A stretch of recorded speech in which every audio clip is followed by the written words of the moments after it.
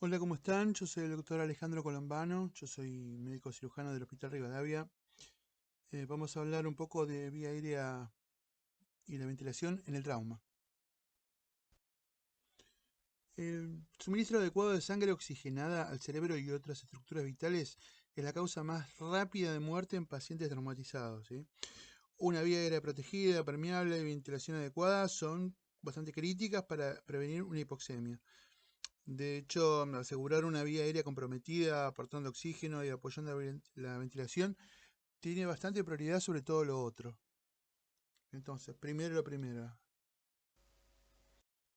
¿Qué puede fallar cuando nosotros nos abocamos a este tipo de problemas? Que no nos demos cuenta que tenemos que hacer una vía aérea.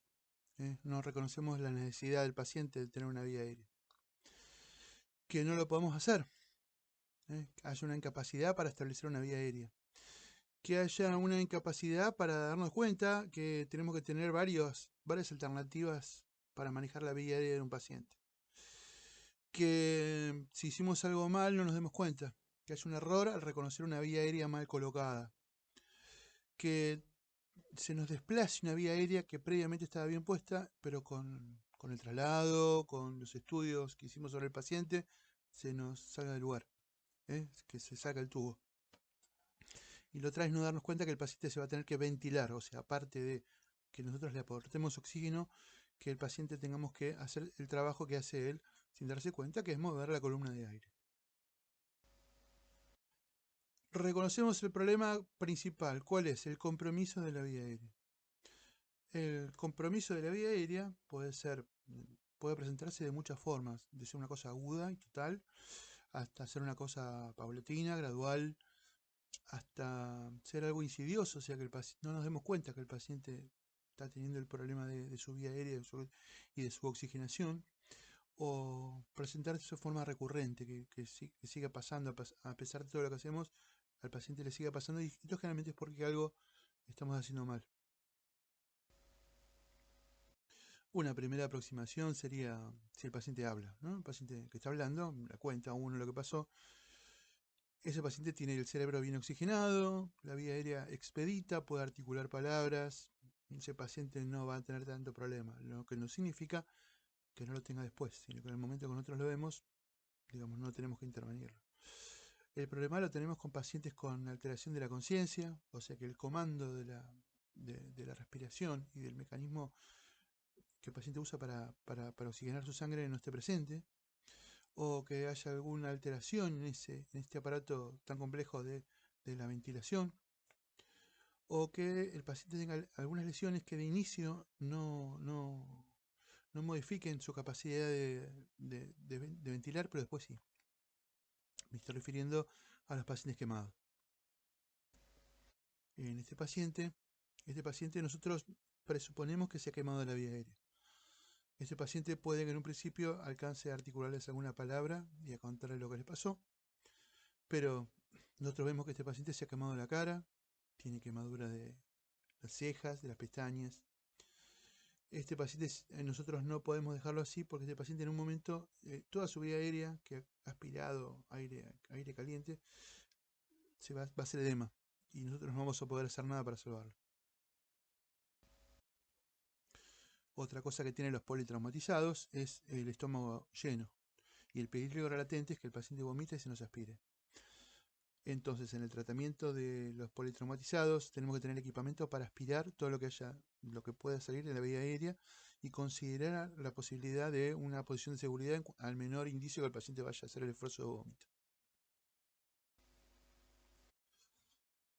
Si vamos por regiones, lo primero es la vía aérea superior, y la vía aérea superior, los que llevan la peor parte de la lesión son los que tienen el trauma maxilofacial. Se ve mucho en pacientes que andan en moto, pacientes que han dado su cabeza, su cara contra el parabrisas del auto. O sea, la cinemática del trauma es importantísima. Cuando vemos una paciente como esta que tenemos, sabemos que, aparte, independientemente de todo lo que tenga, la vía aérea va a ser un problema. Se ha dado la cabeza contra el parabrisas del auto. Las fracturas mediales de la cara también son un problema. Acá vemos una fractura de ambas órbitas, si se fijan bien, y una fractura a nivel de la parte medial del tabique nasal, está todo desprendido, el maxilar superior. Esos son pacientes que van a hacer rápidamente hematomas y edema y nos van a cerrar la posibilidad que nosotros en algunos minutos manejemos bien su vía aérea. Luego de los traumas maxilofaciales, los pacientes que tienen más problemas en la vía aérea superior son los que tienen trauma en el cuello, traumas cerrados, pueden ser, como estamos viendo acá, pueden ser, puede darnos problemas porque el cuello es una estructura cilíndrica con infinidad de estructuras, todas muy delicadas, con tejido todo muy delicado, que cualquier hematoma o edema haga que las cosas que anatómicamente tienen que estar no estén donde estén ubicadas habitualmente, y que para nosotros sea un problema. Pueden desplazar estructuras, los hematomas y los edemas desplazan estructuras de la vía aérea que nos ponen en serios aprietos a nosotros como médicos para poder acceder a ella. Las lesiones cerradas con destrucción de la laringe son un problema serio, gracias a Dios no son muy frecuentes, pero son un problema bastante serio que se sospecha si el paciente está ronco, si el paciente se lo escucha respirar desde afuera.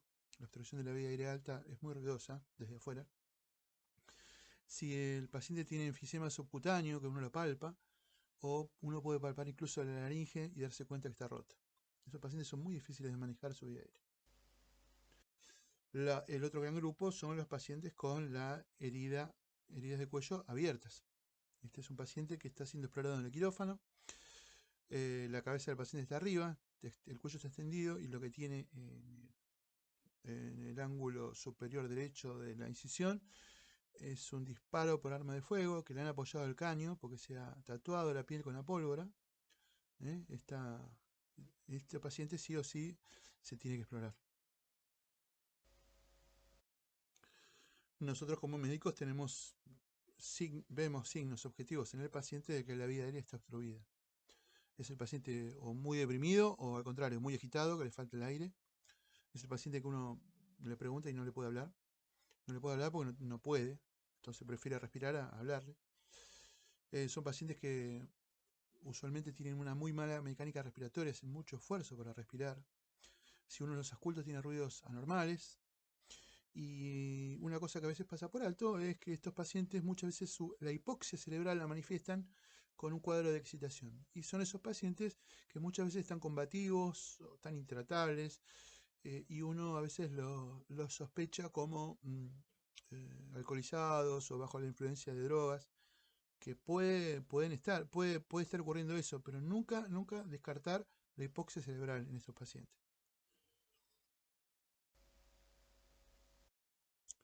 El otro problema que tenemos cuando la vía aérea está limpia es el problema de la ventilación. La ventilación puede ser porque lo de arriba está tapado, por una obstrucción de la vía aérea superior, porque haya alguna alteración mecánica del aparato ventilatorio, o sea, de la vía aérea y de los pulmones, y en esto tenemos que ser muy claros con respecto al trauma de tórax. El trauma de tórax puede ser abierto o cerrado, puede que lo veamos, puede que no nos estemos dando cuenta, nos demos cuenta en forma tardía. Por eso es muy importante la cinemática del trauma y o sea, el mecanismo de producción del trauma. Y también se da en pacientes con depresión del sistema nervioso central, que no pueden respirar por sí mismos, o sea, con Glasgow menos de 8. Nosotros vemos signos objetivos de la falla en la ventilación. Paciente con lesiones de tórax abiertas o cerradas. Si son lesiones abiertas, son lesiones que a veces soplan, son lesiones muy características. A uno lo impresionan enseguida, pero uno lo observa, lo tiene que observar enseguida. Pueden ser asimetrías, que parte del tórax se mueve, parte no. Cuando uno de estos pacientes los oculta, tiene que darse cuenta si el aire entra o no. Descartar siempre el neumotórax o el taponamiento cardíaco. La frecuencia respiratoria también es importante y el oxímetro de pulso nos da una medida que es tardía. Cuando el oxímetro de pulso nos da mal, ya el paciente se nos está escapando el tren con el tiempo para poder resolverlo. Entonces nosotros en estos pacientes lo que tenemos que hacer es un manejo de la vía aérea, o sea, ocuparnos nosotros de lo que usualmente hace el paciente para vivir tranquilo.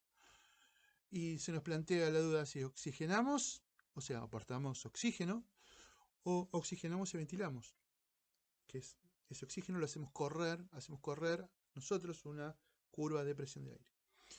Para eso vamos a tener que realizar una serie de maniobras, de los cuales implican un movimiento el riesgo de movimiento del cuello.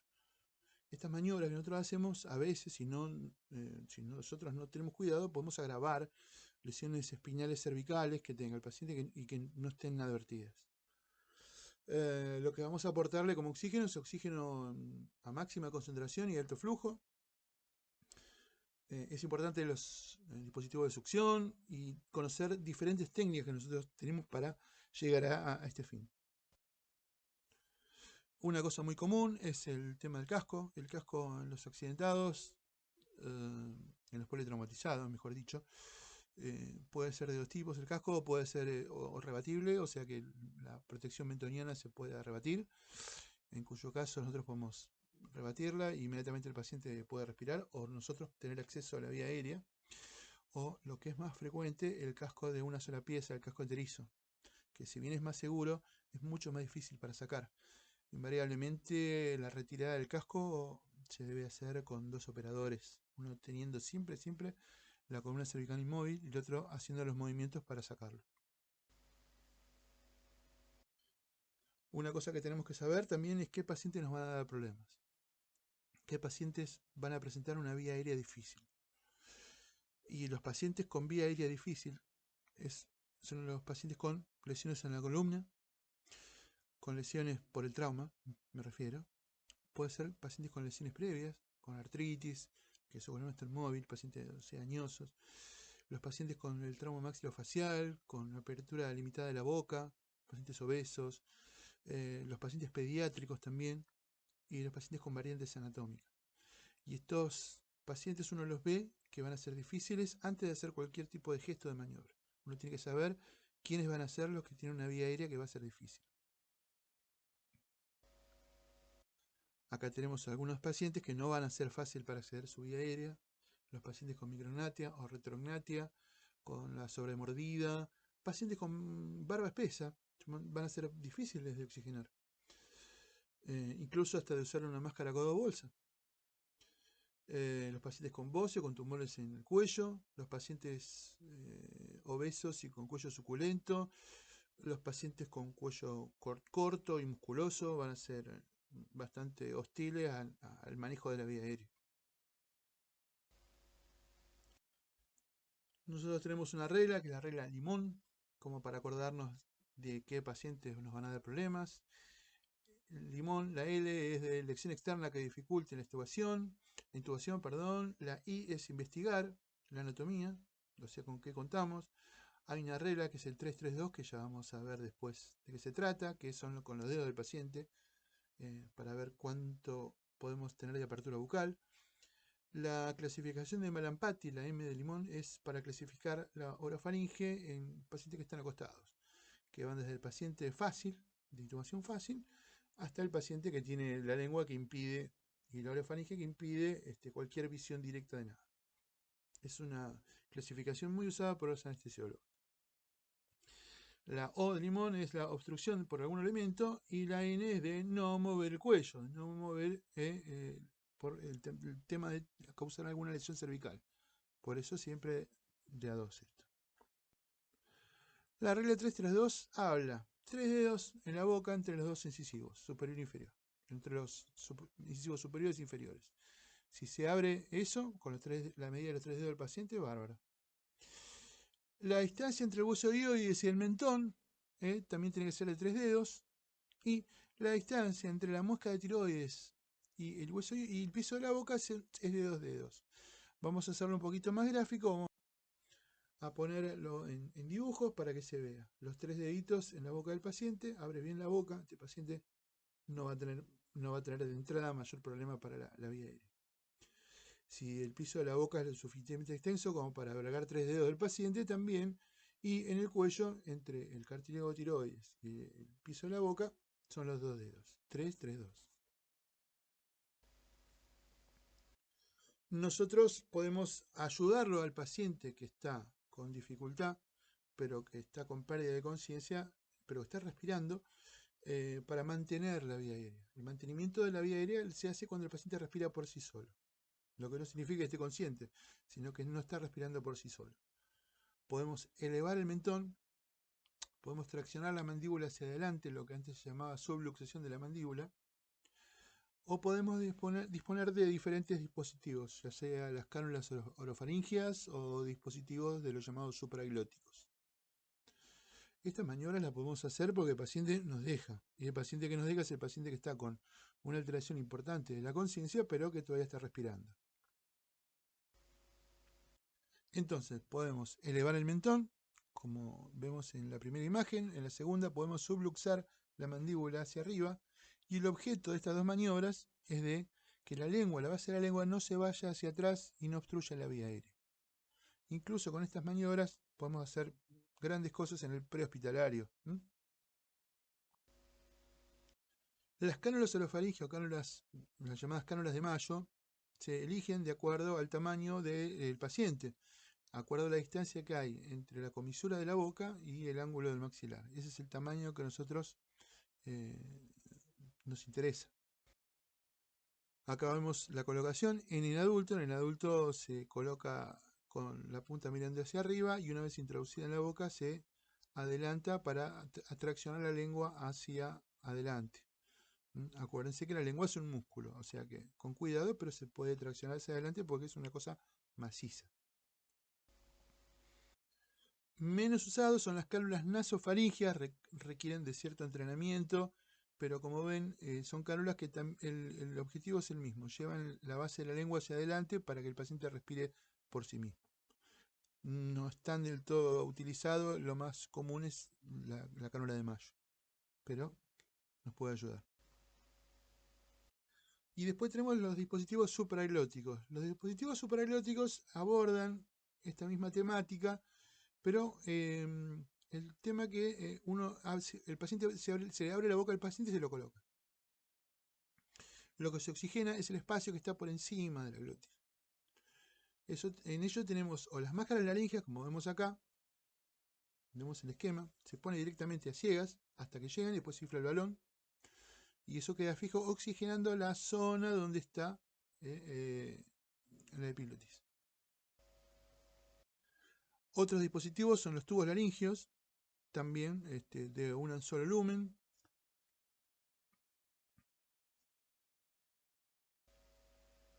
O los dispositivos supraglóticos con multilumen, que eso incluso tienen una luz por donde se puede llegar a pasar un tubo. Esos a veces se ponen, y si de casualidad van adentro de la tráquea, uno los puede medir con un oxigenógrafo y saber que está dentro de la tráquea. Son dispositivos que son de uso más que nada por paramédicos, o sea, por gente que no tiene que hacer la maniobra de intubación y ver las cuerdas vocales. Son de poco vistos acá en Argentina, pero bueno, son elementos útiles si uno los tiene. La vía aérea definitiva, en cambio, es un paso más allá de todo esto que estamos hablando. Es cuando el paciente no puede respirar por sí solo o no le alcanza, o una serie de indicaciones que vamos a ver ahora. La vía aérea definitiva es un tubo que está dentro de la tráquea con un balón inflado justo por debajo de las cuerdas vocales, para que el paciente no se aspire con el vómito, con secreciones, con sangre, y pueda respirar libremente. Y se pueda medir tanto lo que entra como lo que sale. Puede ser una intubación orotraqueal, la más común, una intubación nasotraqueal, menos común, o, desgraciadamente, si fallan estas dos, una vía aérea quirúrgica.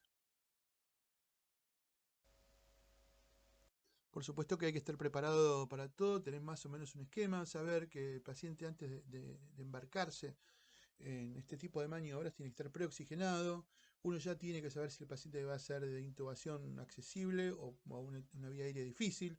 Si es una vía aérea accesible, uno usa algunos elementos que son lo que vamos a ver ahora.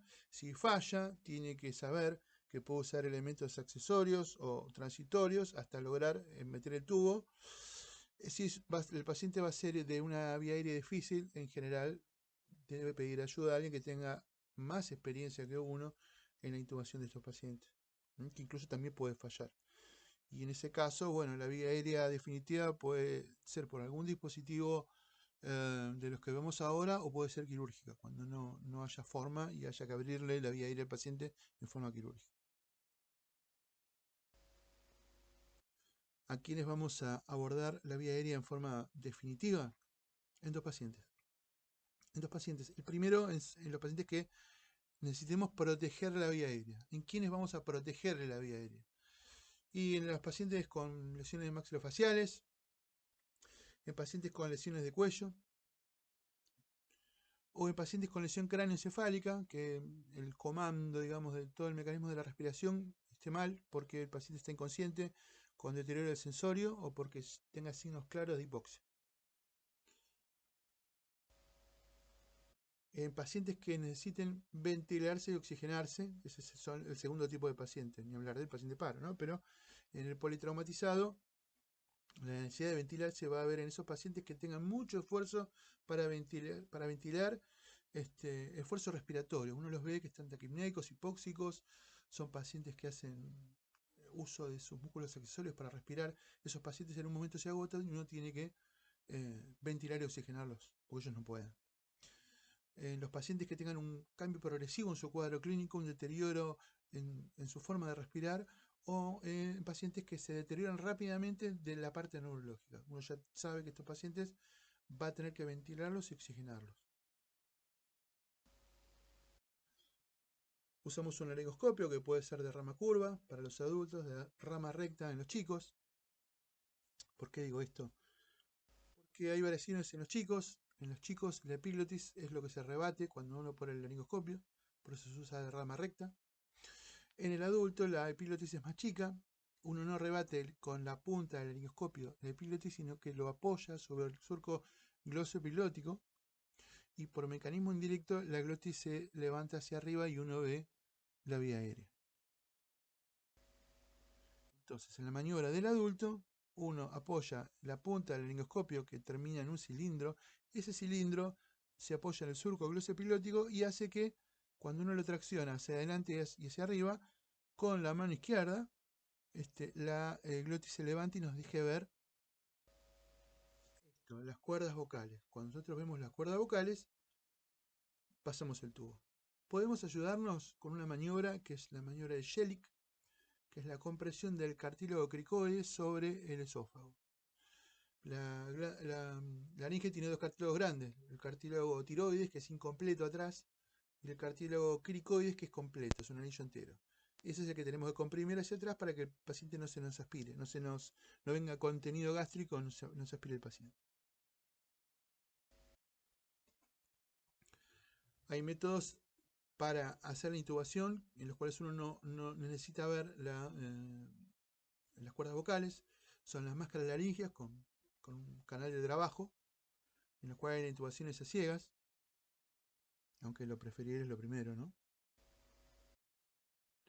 O el uso de las bujías o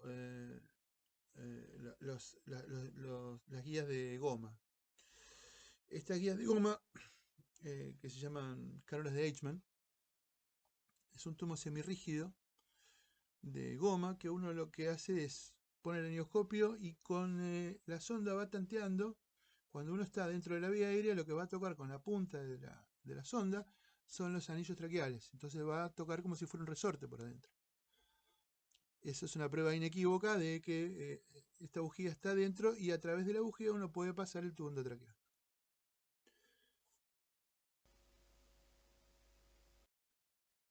Una eventualidad que podemos tener es que el paciente no esté del todo inconsciente, el paciente esté con tono muscular y uno lo tenga que relajar porque, como por ejemplo en el paciente quemado, uno tenga que estar asistido con medicación porque sabe que ese paciente va a ir a una vía aérea definitiva.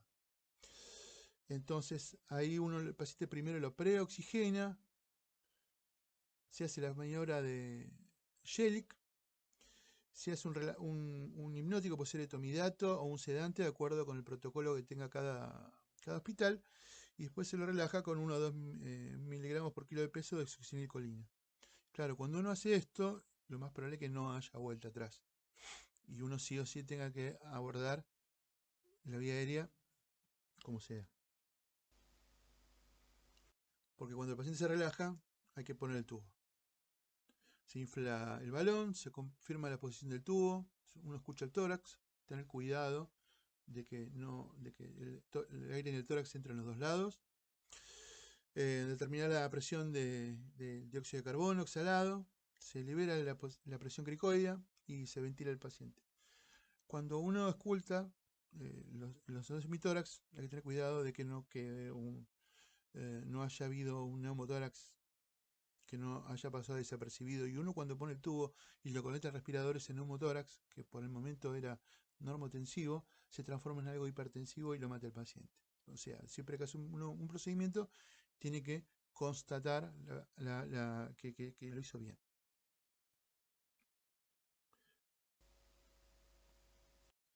Ahora, cuando todo esto falla, lo único que nos queda es la vía aérea quirúrgica. Eso significa abrir el cuello del paciente de alguna forma, y es un plan alternativo ante falla en los intentos previos, ¿no? Puede darse en pacientes con edema de glotis por la etiología que sea. En la fractura de laringia es bastante difícil porque uno no tiene reparos anatómicos. Acá consideramos el único digamos, momento en el cual nosotros consideramos una traqueostomía, o el sangrado masivo en la orofaringe en esos pacientes, como vimos al principio, con lesiones faciales o maxilofaciales importantes. Tenemos dos alternativas: la cricotiroidotomía, que es actuar sobre la membrana cricotiroidea, o la traqueostomía. La traqueostomía hoy por hoy es algo bastante dejado de lado, solamente, ya les digo, tienen indicación en la fractura de laringe porque uno no tiene estructura anatómica, pero es un procedimiento que requiere experiencia, requiere tiempo que el paciente no tiene, así que lo que preferimos es hacer la cricotiroidotomía de la membrana cricotiroidea. Para ello se palpa un espacio que está entre los dos cartílagos de la laringe, y sobre eso se puede realizar una punción con un catéter con teflón, conectar una vía de oxígeno, o pasar una guía, pasar dilatadores y colocar un catéter. Esa es la cricotiroidotomía por punción. Acá vemos un set de punción cricotiroidea. Es muy parecido al set de vía central. Acá estamos viendo cómo colocamos el catéter, y si nos damos cuenta, el catéter es un catéter muy fino. Con ese catéter solamente podemos administrar oxígeno, pero el dióxido de carbono lo más probable es que no pueda salir por ahí. Entonces estos pacientes lo que tienen es problema con su hipercapnia. Entonces estos procedimientos son transitorios. Son transitorios hasta que nosotros podamos poner un tubo como corresponde.